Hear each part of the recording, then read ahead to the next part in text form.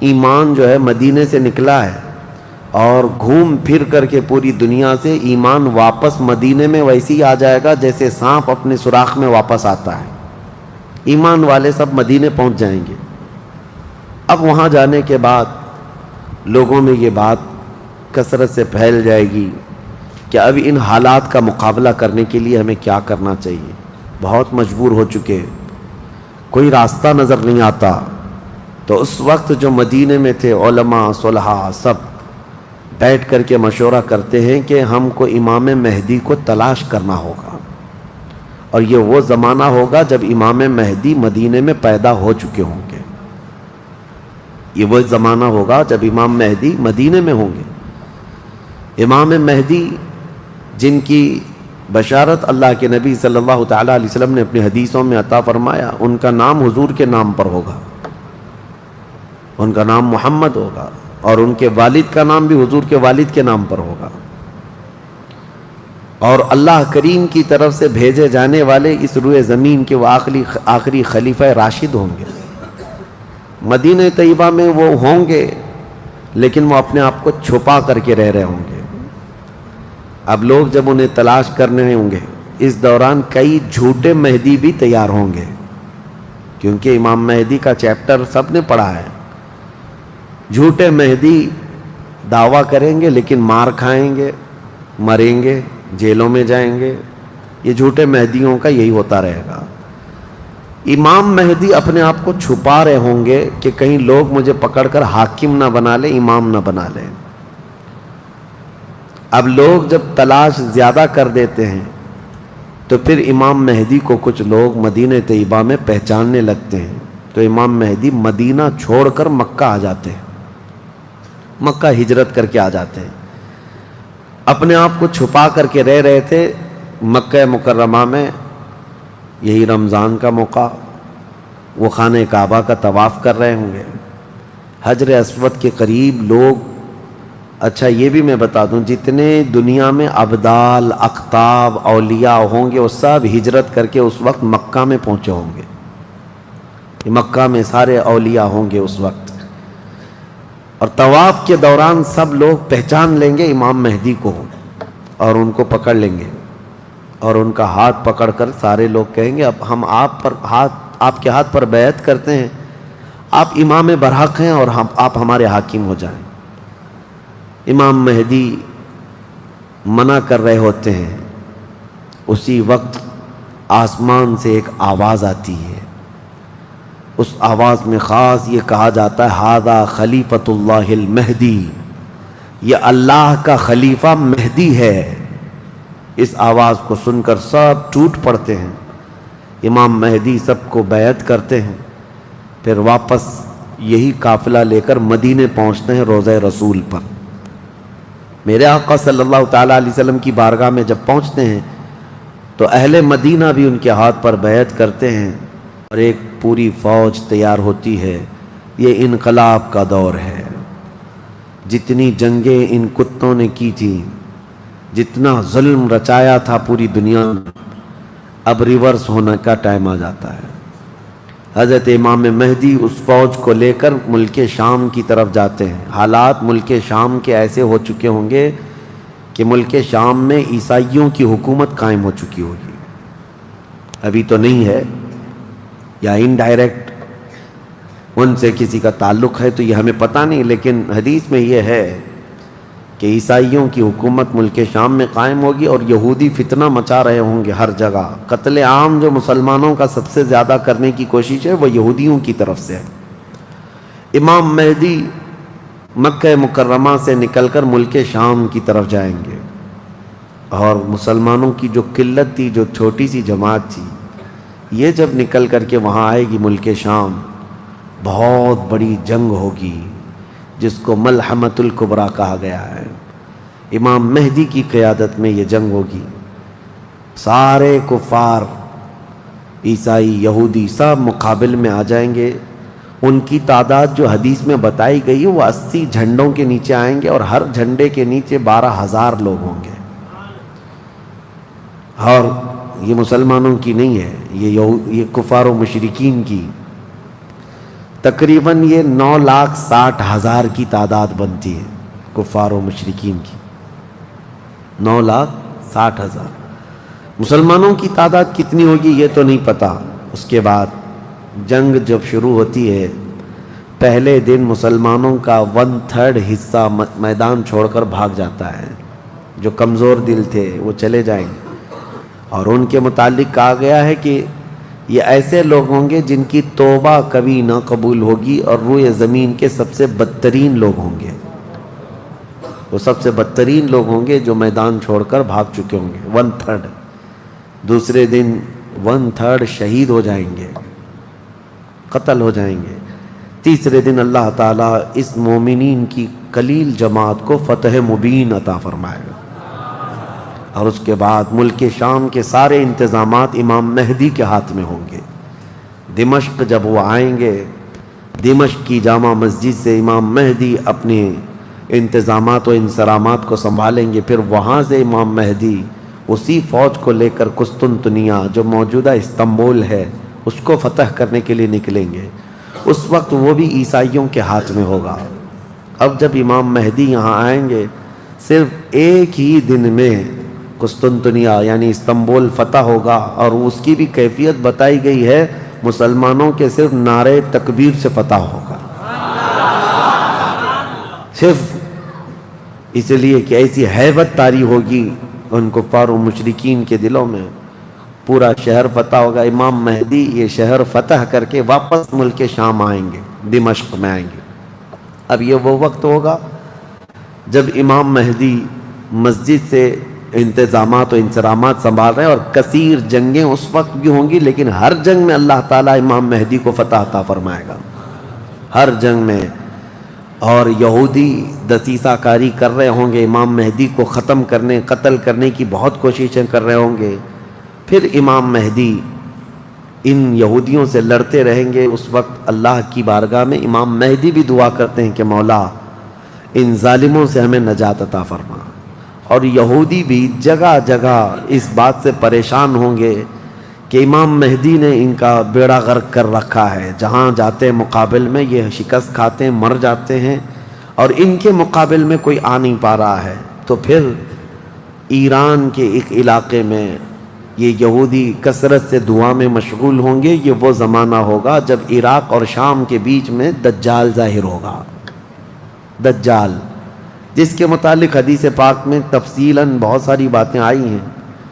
دجال آئے گا، وہ ایک آنکھ سے کانا ہوگا، آنکھیں دونوں ہوں گی، ایک آنکھ اس کی نظر آئے گی، اور اس کی آنکھ کے کنارے کافر لکھا ہوا ہوگا جس کو مسلمان دیکھ کر پہچان لیں گے. اور وہ بڑا بھاری بھرکم طاقتور ہوگا، اور اللہ تعالیٰ اس کو بہت سارے خارق عادات چیزیں عطا کرے گا. وہ ظاہر ہوگا اور سب سے پہلے یہودیوں میں آ کر کے ہی بیعت لے لے گا، یعنی اپنے آپ کو پہلے رسول بنائے گا. اور پھر سارے یہودی، حدیث پاک میں تو ہے کہ اصفہان ایران کے 50,000 یہودی اس کی فوج میں شامل ہوں گے. ہاں، جس کو یہ مسیحا کہتے ہیں، اور اس کے انتظار میں بلیاں چڑھا رہے ہیں. یہ ظاہر ہوگا عراق اور شام کے بیچ میں ہے. اور پھر یہ سب یہودی دجال کی فوج میں شامل ہوں گے. دجال ایسے نکلے گا روئے زمین پر، حدیث پاک میں یہ سب ملتا ہے کہ وہ آسمان سے گہے گا تو آسمان سے بارش برس جائے گی، زمین سے سبزہ نکلنے لگے گا، کسی کو مار کے دوبارہ زندہ کر کے دکھائے گا. یہ سب چیزیں وہ کر کے دکھائے گا. یہاں تک کہ چلتے چلتے زمین سے کہے گا تیرے اندر جتنے خزانے ہیں نکال. زمین پورے خزانے باہر کرے گی. اور جب وہ آگے چلتا رہے گا تو یہ خزانے شہد کی مکھیوں کی طرح اس کے پیچھے جھنڈ کی طرح چلتے ہوں گے خزانے. اور دنیا کے لالچی لوگوں کو ایک سکہ ہی چاہیے بس، جس کے پاس مال ہے اس کے پیچھے غلامی ہے. بہت بڑا فتنہ ہوگا، بہت بڑی آزمائش ہوگی، لیکن جو ایمان والے ہیں حدیث میں ہے اس دن بھی وہ نہیں بہکیں گے. اس دن بھی وہ نہیں بہکیں گے. وہ غضب کا ایمان ہوگا ان لوگوں کا. حضور صلی اللہ تعالیٰ علیہ وسلم نے فرمایا دجال کے فتنے سے مقابلہ کرنے والے جو مومن ہوں گے نا، اس کا فتنہ دیکھ کر کے بھی ایمان پر قائم ہوں گے، ان کے لیے حضور نے فرمایا وہ بغیر حساب کے ہی جنت میں جائیں گے. ان کا حساب نہیں ہوگا، وہ بنا حساب کے جنت میں جائیں گے۔ تو دجال روئے زمین پر گھوم رہا ہوگا اور فتنہ مچا چکا ہوگا، اور پہلے تو رسول کہتا رہا، اس کے بعد پھر خدائی کا دعویٰ کرے گا کہ میں خدا ہوں۔ اس کی خدائی کو ماننے والے وہ یہودی بھی ہوں گے، عیسائی بھی ہوں گے، بہت سارے مسلمانوں میں بھی گمراہ ہو چکے ہوں گے۔ جن کا پہلے سے ایمان مضبوط نہیں تھا وہ اس کے پیچھے چل پڑیں گے، وہ ہزاروں کی تعداد میں لوگوں کو کافر بنا چکا ہوگا۔ میرے عزیزو، دجال تو بہت بڑی بڑی چیزیں دکھا رہا ہے، آسمان سے بارش برسا کر کے، زمین سے سبزہ اگا کر کے، اور اس وقت کئی لوگ گمراہ ہو جاتے ہیں۔ یہاں تو چھوٹی موٹے باباؤں کے پیچھے ہی گمراہ ہوتے ہیں۔ آج تو چٹھی نکال کر دکھا رہا ہے بابا، تو بھیڑ لگ چکی ہے کہ تم کیا کھائے ہو، کیا پیے ہو، کیا سوچ رہے ہو، چٹھی میں نکال کر کے دکھاؤں گا۔ چٹھی والے بابا کے پیچھے ہی ہزاروں چلے جاتے ہیں، تو دجال والے بابا کے پیچھے کتنے جائیں گے؟ لیکن حدیث پاک کی روشنی میں مفسرین نے، محدثین نے فرمایا کون لوگ اس دن محفوظ رہیں گے، کون لوگ اس دن محفوظ رہیں گے؟ دجال کی شکل جیسی بھی ہو، لیکن وہ جو چیزیں خارق عادات دکھا رہا ہوگا، لوگ اچنبے سے دیکھ رہے ہوں گے۔ اچھا ایک بات اور بھی بتا دوں، آپ گھر میں بیٹھے ہوں، کوئی مسجد میں ہوں گے، شور آئے گا کہ وہاں پر خدا اتر پڑا ہے، نعوذ باللہ من ذالک، اور عجیب و غریب چیزیں دکھا رہا ہے، آسمان کو کہہ رہا ہے تو آسمان بارش برسا رہا ہے، زمین کو کہہ رہا ہے تو زمین خزانے نکال رہی ہے۔ کچھ لوگ جو گھر میں بیٹھے ہوں گے، توجہ، یہ بہت اہم بات کہہ رہا ہوں، کہیں محفل میں ہوں گے، مسجد میں ہوں گے، جب یہ شور آئے گا تو کچھ کہیں گے کہ چلو ہم بھی جا کر دیکھ کے آتے ہیں، تو کچھ لوگ یہ کہہ کر کے اٹھیں گے اور جا کر کافر ہو جائیں گے، اور کچھ لوگ وہ ہوں گے جو جیسے سنیں گے اپنے آپ کو گھر میں ایسے مضبوط بند کر لیں گے کہ ان کو ہوا آنے کی بھی خواہش نہ رہے، اس طرح اپنے آپ کو محفوظ کر لیں گے۔ اور بزرگوں نے لکھا ہے کہ اس وقت اس کے فتنے عروج پر ہوں گے، لوگوں میں صرف اور صرف چرچا یہی ہوگا۔ اسی لیے میں اکثر یہ میڈیا کو دجالی میڈیا کہتا ہوں، اس کی وجہ یہی ہے کہ دجال کے آدھے سے زیادہ کام یہ میڈیا والے کرتے ہیں، سب جگہ پھیلائیں گے افواہیں، بہت جھوٹ کو سچ کر کے دکھاتے رہے، سچ کو جھوٹ کر کے دکھاتے رہیں، یہ میڈیا یہی سب کام کرتی رہے گی۔ اس وقت کون لوگ محفوظ رہیں گے؟ بزرگوں نے لکھا ہے دجال کے قریب بھی جائے گا کوئی بندہ، لیکن اس کو دیکھ کر نہیں گمراہ ہوگا، تو یہ کون ہوگا؟ جس کا سینہ حضور کی محبت سے بھرا ہوگا، یہ وہی ہوگا جس کے لیے اعلیٰ حضرت نے فرمایا نا، تیرے قدموں میں جو ہیں غیر کا منہ کیا دیکھے، حضور کے قدموں میں جو پڑے ہیں وہ غیر کا منہ کیا دیکھیں، کون نظروں میں جچے دیکھ کے تلوا تیرا۔ اب یہ دجال گھومتا ہوا جب فتنہ بہت برپا کر چکا ہوگا، مکہ جائے گا، پہلے یہ یمن جائے گا، یمن میں بھی بہت فتنہ پھیلائے گا، اس کے بعد پھر مکہ آئے گا۔ مکہ کی سرحدوں کو اللہ تعالیٰ فرشتوں سے محفوظ کر رکھا ہوگا، فرشتے اسے داخل ہونے نہیں دیں گے، ماریں گے اور داخل نہیں ہو سکے گا۔ پھر مدینہ جائے گا، مدینہ طیبہ اپنی پوری فوج لے کر کے داخل ہونے کی، 2 شہروں کے علاوہ پوری دنیا کے ہر شہر گھومے گا، ہر شہر گھوم چکا ہوگا 2 شہروں کے علاوہ، مکہ مکرمہ، مدینہ طیبہ۔ مدینہ طیبہ کے سرحد پر آئے گا، وہاں پر بھی اللہ کے فرشتے پہرا دے رہے ہوں گے، میرے مصطفیٰ کا شہر ہے، دجال نہیں آ سکتا۔ لیکن اس کا شہرہ جب مدینے کے باہر بہت پھیل چکا ہوگا، مقام جرف ایک جگہ ہے، وہاں تک وہ پہنچ چکا ہوگا، جہاں آج بادشاہ نے ایک پیلس بنایا ہوا ہے، ان لوگوں نے ایک پیلس بنا کر رکھا ہے وادی جرف میں، وہاں تک پہنچے گا تو مدینہ طیبہ کے ایک عالم وہ جائیں گے، اس سے مناظرہ کریں گے، ڈیبیٹ کریں گے، صرف مناظرے کے کرنے کی وجہ سے اس عالم دین کو وہ قتل کر دے گا، قتل کر کے اس کے بعد پھر ان کو دوبارہ زندہ کرے گا، اور اس کے بعد کہے گا کہ دیکھا میری طاقت۔ اس عالم دین کا کہنا ہوگا اب تو مجھے تیرے دجال ہونے پر اور زیادہ یقین ہو گیا، اس لیے کہ میں نے میرے مصطفیٰ سے سنا ہے وہ مار کر کے دوبارہ زندہ کرے گا، اور اس عالم کا دوسرا چیلنج یہ ہوگا کہ میں نے اپنے حبیب سے ایک اور بات سنی ہے، اب کی بار اب تو مار کر کے دکھا۔ دوسری بار حدیث پاک میں ہے دوسری مرتبہ اس عالم کو قتل کرنے کی 1000 کوشش کرے گا لیکن مار نہیں سکے گا۔ وہ عالم ربانی بیان کریں گے، اللہ کے نبی صلی اللہ علیہ وسلم کی بیان کی ہوئی علامات یہی ہیں، ایک بار قتل کر کے اٹھائے گا لیکن دوبارہ وہ مار نہیں سکے گا۔ یہ فتنہ پھیلا ہوگا دجال کا، اور یہ گھومتے پھرتے ملک شام پہنچے گا جہاں امام مہدی ہوں گے۔ امام مہدی یہودیوں سے جنگ کرتے کرتے اور دجال کے فتنوں سے فیس کرتے کرتے وہاں پر ہوں گے ملک شام میں، دمشق میں، دعا کر رہے ہوں گے، اللہ ان کے فتنوں سے بچا۔ ایک عصر کی نماز ہوگی، جب امام مہدی نماز کے لیے جا رہے ہوں گے، 2 فرشتوں کے پروں پر ہاتھ رکھتے ہوئے سیدنا عیسیٰ علیہ السلام اتر جائیں گے۔ حضرت عیسیٰ علیہ السلام اب بھی باحیات ہیں آسمانوں پر، اللہ کریم ان کو اتارے گا، وہ آئیں گے۔ حضرت امام مہدی فوراً ہی حضرت عیسیٰ علیہ السلام کو پہچان لیں گے اور آپ کا ہاتھ پکڑ کر کے وہ لائیں گے، اور امامت کے لیے جب وہ آگے بڑھائیں تو عیسیٰ علیہ السلام نماز نہیں پڑھاتے، امام مہدی سے کہتے ہیں امام آپ ہی ہوں گے، حاکم آپ ہی ہوں گے، منتظم آپ ہی ہوں گے۔ اب عیسیٰ علیہ السلام یہ بیان فرمائیں گے میں تو صرف اور صرف دجال کے قتل کے لیے آیا ہوں۔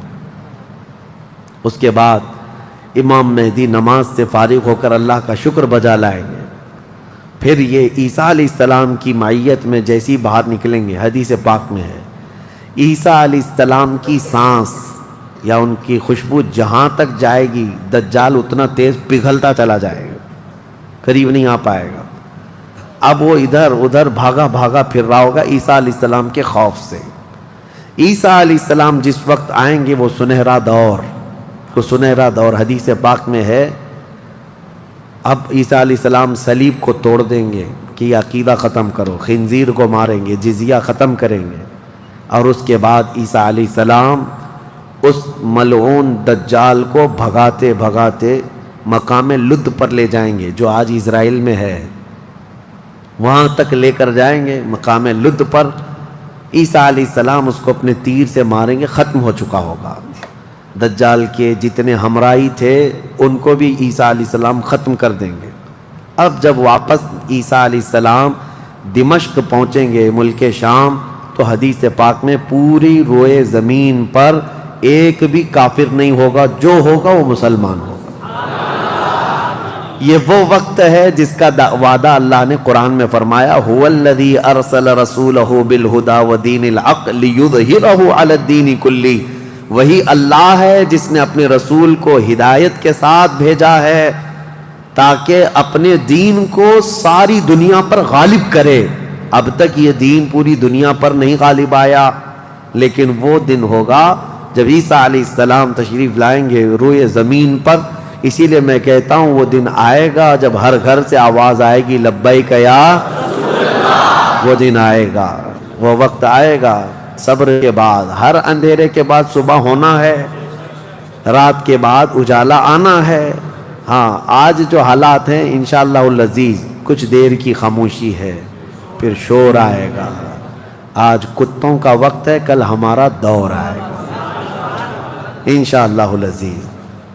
میرے عزیزو، سیدنا عیسیٰ علیہ السلام جب اسے قتل کر چکے ہوں گے اور پھر روئے زمین پر صرف پرچم اسلام لہرا رہا ہوگا، امام مہدی کی عمر 49 سال یا 50 سال کے آس پاس ہوگی، وہ بیت المقدس میں انتقال کر چکے ہوں گے۔ آپ کی جنازہ کی نماز عیسیٰ علیہ السلام پڑھائیں گے، وہیں دفن ہوں گے۔ پھر عیسیٰ علیہ السلام مومنین کو لے کر مدینہ طیبہ کا رخ کریں گے۔ جب نبی پاک صلی اللہ علیہ وسلم کے روضے کے پاس عیسیٰ علیہ السلام آئیں گے، عیسیٰ علیہ السلام نکاح بھی فرمائیں گے، آپ کی اولاد بھی ہوں گی، لیکن مدینہ طیبہ میں آپ کا انتقال ہوگا اور میرے آقا کے حجرے میں دفن ہوں گے۔ حضور صلی اللہ علیہ وسلم کا حجرہ روضہ مبارکہ، اس میں ایک جگہ عیسیٰ علیہ السلام کی باقی ہے۔ سیدنا عیسیٰ علیہ الصلوۃ والتسلیم وہاں دفن ہوں گے۔ لیکن ایک بات میں آپ کو بتا دوں، عیسیٰ علیہ الصلوۃ والتسلیم اس وقت بھی نبی ہی رہیں گے، ان کا جو منصب نبوت ہے وہ ہے، لیکن شریعت ان کی نہیں چلے گی، میرے مصطفیٰ کی ہوگی۔ شریعت صرف میرے مصطفیٰ کی ہوگی، اس لیے کہ جس دن میرے آقا پیدا ہوئے اس دن سے لے کر قیامت تک صرف ایک ہی سکہ چلنا ہے، آئی نئی حکومت سکہ نیا چلے گا، عالم میں رنگ بدلا صبح شب ولادت۔ عیسیٰ علیہ الصلوۃ والتسلیم کے انتقال کے بعد اب کیا ہوگا؟ اب کیا ہوگا؟ آپ دفن ہو چکے ہوں گے، قیامت قریب آ چکی ہوگی۔ اب اس کے بعد معاملہ یہ ہوگا کہ اللہ تبارک و تعالی قوم یاجوج ماجوج کو پیدا کرے گا۔ ہاں، اس میں بیچ میں ایک روایت یہ بھی ہے کہ عیسیٰ علیہ السلام کو اللہ تبارک و تعالی حکم فرمائے گا کہ میں ایک ایسی قوم بھیج رہا ہوں جو دنیا میں فساد مچائے گی، جو مومنین ہیں ان کو لے کر کوہ طور پر چلے جائیں۔ عیسیٰ علیہ السلام کوہ طور کی طرف مومنین کو لے کر جائیں گے، لیکن اس وقت زمین پر یاجوج ماجوج ایک قوم ہے، یہ دو لوگ نہیں ہیں۔ بہت سارے لوگوں کے ذہن میں ایسی بات آتی یاجوج ماجوج دو آدمی ہوں گے، دو آدمی نہیں، یہ بہت بڑی فوج ہے، بہت بڑی فوج ہے، اور یہ ابھی موجود ہے۔ یافس بن نوح کی اولاد میں سے یہ ایک جزیرے میں قید ہے، وہ واللہ عالم، لیکن قرآن میں 16ویں پارے میں اس کا ذکر ہے کہ حضرت سکندر ذوالقرنین نے ایک لوہے کی پگھلا کر کے پہاڑوں کے بیچ دیوار بنا کر ان کو قید کر رکھا، یہ قوم آ نہیں سکتی۔ لیکن قیامت کے قریب وہ سد سکندری جو باندھی ہوئی دیوار ہے وہ ٹوٹ کر گر جائے گی، یاجوج ماجوج پورے باہر نکل آئیں گے، اور جیسے آئیں گے وہ جس ندی کے کنارے سے گزریں گے پورا پانی پی جائیں گے، وہ جو درخت ہو ملے جو کچھ بھی ہو سب کھا جائیں گے، کچھ بھی نہیں۔ یہاں تک کہ یہ وہ زمانہ ہوگا، حضرت عیسیٰ علیہ السلام ابھی موجود ہوں گے، ان کے انتقال سے پہلے ہی یہ یاجوج ماجوج آئیں۔ ایک بیل کا سر جو ہے 100 دینار میں مل رہا ہوگا، 100 سونے کے سکے، اور اس کو بھی لوگ غنیمت سمجھیں گے، اتنی مہنگائی کوئی چیز ہی نہیں مل رہی ہوگی، سب یہ کھا کر چٹ کر چکے ہوں گے۔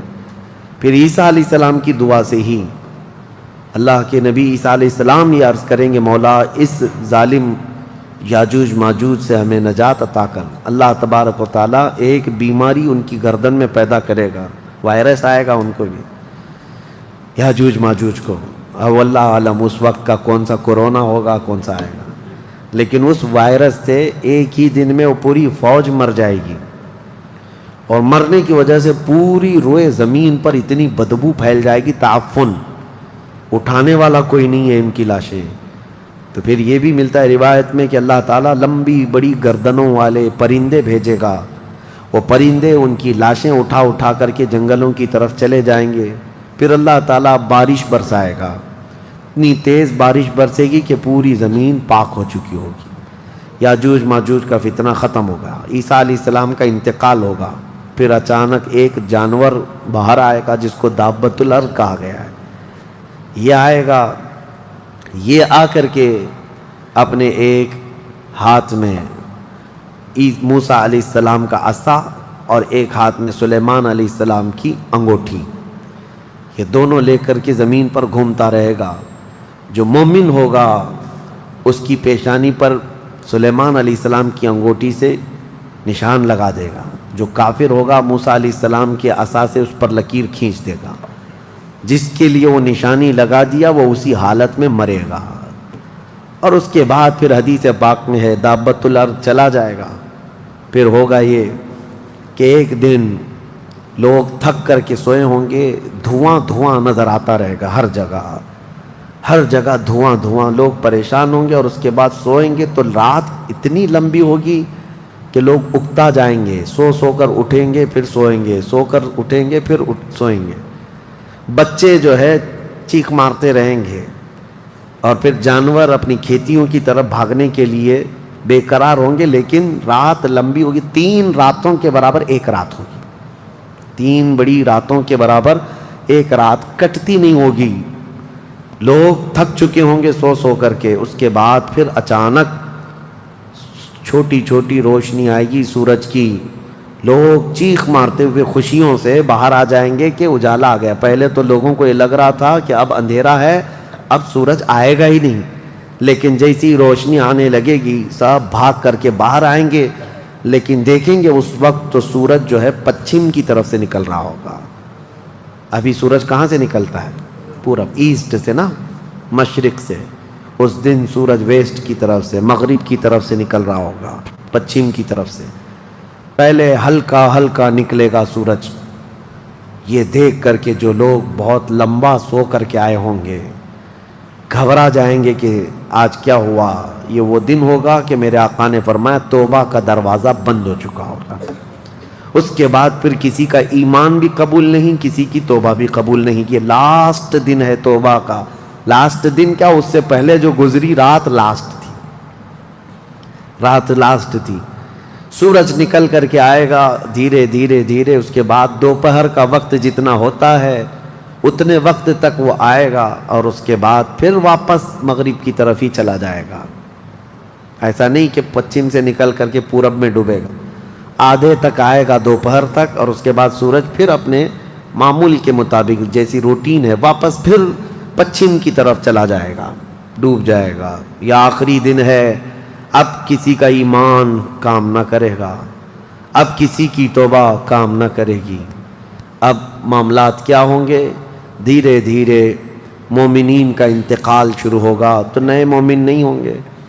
مومن انتقال کرتے جائیں گے, حکومتیں پھر سے ختم ہو جائیں گی. ایک روایت یہ بھی ملتی ہے, جہجہ نام سے ایک اور بزرگ جو حکومت کریں گے چند سال, لیکن اس کے بعد پھر عادل حکمران نہیں آئیں گے, ختم ہوتے چلے جائیں گے. اب مسلمانوں کی تعداد جب گھٹنے لگے گی تو پھر بے حیائی بہت بڑھ جائے گی, اتنی کہ کھلے عام زمین پر سب کچھ ہونے لگے گا. ننگا پن, جانوروں کی طرح لوگ زنا کرتے رہیں گے. سڑکوں پر, روڈوں پر, راستوں پر سب کھلے عام گناہ ہو رہے ہوں گے. بے حیائی بڑھ چکی ہوگی. یہاں تک کہ حبشیوں میں سے, اب کالے لوگوں میں سے ایک جماعت جائے گی, خانہ کعبہ کو بھی گرا دے گی. یہ وہ زمانہ ہوگا جب مومنین ختم ہو چکے ہوں گے. اب اس کے بعد ایک ٹھنڈی ہوا چلے گی, نرم. اس کے متعلق فرمایا گیا ہے بہت نرم ہوا, میٹھی ہوا چلے گی, اور پوری دنیا میں چلے گی. جو مومن ہوگا وہ ہوا ان کے بغلوں سے گزرے گی تو وہ اسی وقت انتقال کر جائیں گے. ایمان والے ختم ہو چکے ہوں گے. اب میرے آقا صلی اللہ علیہ وسلم فرماتے ہیں روئے زمین پر اللہ اللہ کہنے والا کوئی بھی باقی نہیں رہے گا.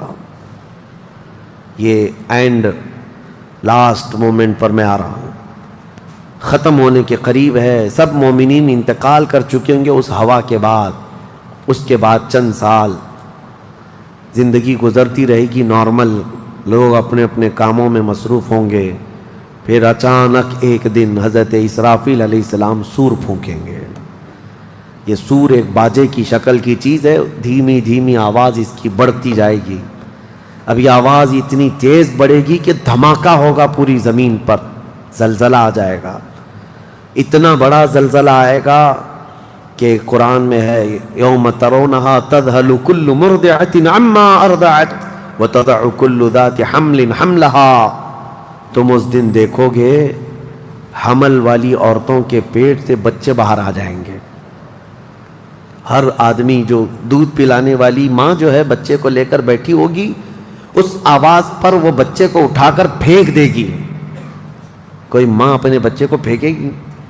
لیکن وہ دن ہوگا جب ماں اپنے بچے کو پھینک دے گی. حاملہ عورت, اس کا پیٹ نکل کر کے بچہ باہر آ چکا ہوگا. لوگ جو کام کر رہے ہوں گے وہیں پر سب اپنے کام چھوڑ چکے ہوں گے. اور اس کے بعد پھر اسی سور کی آواز کے بڑھتے بڑھتے جب زمین میں زلزلے آئیں گے سب ختم ہو چکے ہوں گے, سب کی موت ہوگی. پھر اللہ فرماتا ہے وَتَكُونُ الْجِبَالُ كَالْعِهْنِ الْمَنْفُوشِ, پہاڑوں کو دھنی ہوئی روئی کی طرح اڑایا جائے گا. اِذَا الشَّمْسُ كُوِّرَتْ وَإِذَا النُّجُومُ انْكَدَرَتْ وَإِذَا الْجِبَالُ سُيِّرَتْ, جب تم دیکھو کہ سورج کو کالا کر دیا جائے گا, تارے آپس میں ٹکرا دیے جائیں گے, پھاڑ دیے جائیں گے, اور سمندروں میں آگ لگا دی جائے گی. یہ سب پوری دنیا تہس نہس ہو چکی ہوگی، ختم، یہ قیامت ہے۔ اس کے بعد پھر سارے جب فنا ہو چکے ہوں گے، اللہ تعالیٰ اسرافیل علیہ السلام کو بھی موت عطا کرے گا، اور روح نکالنے والے فرشتے اسرائیل علیہ السلام کو بھی موت عطا کرے گا۔ اب کون باقی رہے گا؟ کل من علیہا فان ویبقى وجہ ربک ذو الجلال والاکرام۔ ہر شے فنا ہو چکی ہوگی، باقی رہنے والی ذات صرف تمہارے رب کی ہوگی۔ اس کے بعد مولا کریم کو جب منظور ہوگا، اسرافیل علیہ السلام کو اٹھائے گا، اور پھر سور پھونکنے کا حکم ہوگا، دوبارہ سور پھونکا جائے گا۔ اب وہ جو منظر ہے وہ ایک الگ دنیا ہے، وہ ایک الگ دنیا ہے، عالم آخرت ہے۔ جب سور پھونکا جائے گا تو آدم علیہ السلام سے لے کر قیامت تک جتنے انسان جنات آئے تھے سب کو اٹھایا جائے گا۔ حدیث پاک میں ہے، اب وہ دوسرے سور سے، نفخہ ثانیہ سے سب سے پہلے جو اٹھے گا، میرے آقا صلی اللہ علیہ وسلم اپنی قبر سے اٹھیں گے۔ حضور نے فرمایا دوسرے سور کے بعد میں اپنی قبر سے اس طرح اٹھوں گا کہ میرا ایک ہاتھ ابو بکر کے کندھے پر ہوگا، دوسرا ہاتھ عمر فاروق کے کندھے پر ہوگا۔ اس شان سے میرے آقا صلی اللہ تعالیٰ علیہ وسلم میدان قیامت میں آئیں گے، اور اس کے بعد کے جو مناظر ہیں، ہر آدمی کو کھڑا کر دیا جائے گا، ہر انسان کو میدان میں کھڑا کر دیا جائے گا، اور تمہیں چاہے تم کو مٹی کھا چکی ہو، تم کسی کی غذا بن چکے ہو، تم کو جلا دیا گیا ہو، تم کو پانی میں غرق کر دیا گیا ہو، کسی بھی حالت میں ہو، اور رب قدیر فرماتا ہے جب ہم نے تم کو نطفے سے پیدا کیا پورا انسان، تو تمہارے جلا کر خاک ہو جانے کے بعد تمہاری راکھ سے بھی وہ تم کو دوبارہ زندہ اٹھائے گا۔ جب تمہیں زندہ اٹھایا جائے گا پھر یہ میدان ہوگا، یہاں پر جو کھڑا کر کے حساب کتاب کا دن ہوگا وہ 50,000 سال کے برابر کا ہوگا۔ اب یہ ایک لمبی داستان ہے میرے عزیزو، وہاں کے جو حالات ہیں، اس دن ایک آواز آ رہی ہوگی جس کو قرآن میں اللہ نے فرمایا لمن الملک اليوم، اللہ فرمائے گا آج کی بادشاہت کس کی ہے، آج کی بادشاہت کس کی ہے؟ پھر مولا خود فرماتا للہ الواحد القہار، ایک قہر کرنے والے خدا کی آج حکومت ہے۔ جو اکڑتے تھے، جو گھمنڈ کرتے تھے، سب کو کھڑا کیا جا چکا ہوگا، اور فرشتے پکار رہے ہوں گے این الجبارون این المتکبرون، کہاں ہیں غرور میں چلنے والے، کہاں ہیں اکڑ میں رہنے والے، سب جمع ہو جاؤ۔ سب کے گناہ ان کی پیشانیوں سے ظاہر ہو رہے ہوں گے، کسی کو داغ داغ کر کے فرشتے نشان بنا رہے ہوں گے کہ یہ چور ہے، یہ زانی ہے، یہ شرابی ہے، یہ حرام خوری کرتا رہا، سب کی الگ الگ نشانیاں بنائی جا رہی ہوں گی۔ اس بھرے محشر کے میدان میں ہمارے لیے کون ہے میرے عزیزو؟ ہم اسی رب ذوالجلال کو منانے کے لیے آج آئے ہیں۔ اس تصور کے ساتھ اب ہم کھڑے ہو کر اس کا ذکر کریں گے کہ مولا آج ہم تجھے منا رہے ہیں، تو ہم سب سے صلح فرما لے، کل بھری قیامت کے دن ہمیں ننگا اور ذلیل ہونے سے محفوظ فرما لے، اور قیامت کا دن ہوگا انشاءاللہ العزیز میرا رب اسی ذکر کی مجلس کی برکت سے ہماری بخشش کا اعلان فرمائے گا۔ وہ دن کتنا خوبصورت ہوگا، ذرا تصور کرو کہ اس ذکر کی مجلس کو اللہ تعالیٰ ذریعہ بنائے، اور قیامت کے دن جب سب کھڑے ہوں گے لاکھوں کی تعداد میں، اور تمہارا نام پکارا جا رہا ہوگا فلاں کا بیٹا فلاں کہاں ہے، تم گردن اونچی کر کے دیکھ رہے ہوں گے کیا ہے میرے حساب میں، کیا ہے میرے پلے میں، تو فرشتے کہیں گے اللہ کی طرف سے حکم آیا ہے، تیرے لیے جنت ہے، تیرے لیے جنت ہے۔ ویڈیو اچھا لگا تو لائک کر لیں اور کمنٹ میں ضرور بتائیں آپ کو ویڈیو کیسا لگا۔ آپ کی کوئی رائے ہو تو ہم سے ضرور شیئر کریں۔ اگر چینل پر نئے ہیں تو سبسکرائب کر لیں۔ اپنا قیمتی وقت دینے کے لیے شکریہ۔ خدا حافظ۔